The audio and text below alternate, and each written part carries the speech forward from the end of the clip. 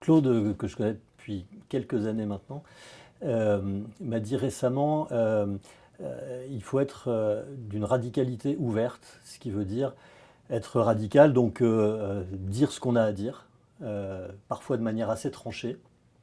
Mais le fait d'être ouvert, ça veut dire qu'on peut en parler avec tout le monde, donc ne pas être fermé et pouvoir poser ses convictions avec tout le monde.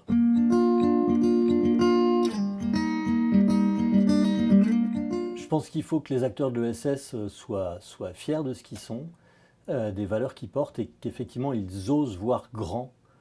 Euh, c'est pas parce qu'on est une structure de l'ESS, une entreprise de l'ESS, qu'il faut qu'on se cantonne aux interstices. Il faut qu'on prenne d'assaut l'économie. Et donc pour France Active, ça veut dire aussi voir plus grand. Ce qu'on a expérimenté, on sait qu'on sait le faire, on a réussi. Et donc maintenant, il faut qu'on fasse basculer l'économie vers plus de solidarité.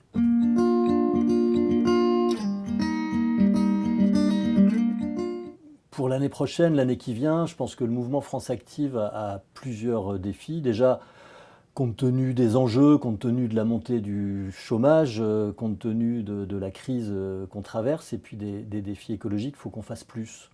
On peut faire 2 fois plus. Voilà, on est organisé, on a les équipes, on a les méthodes, on a les outils, on peut faire 2 fois plus.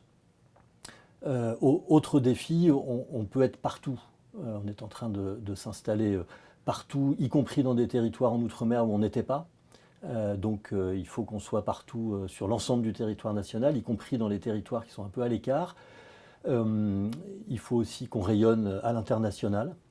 On travaille avec des partenaires, notamment en Europe. Il faut qu'on puisse montrer notre modèle. Et puis il faut qu'on soit pleinement un mouvement. Ça veut dire aussi, et c'est ce que dit Claude Alfandéry, ce qu'il nous appelle à faire, un mouvement qui mobilise les entrepreneurs, qui ne fait pas que leur rendre service, mais qui les mobilise, parce que c'est cette force collective qui fera qu'on renversera la table et qu'on transformera réellement l'économie.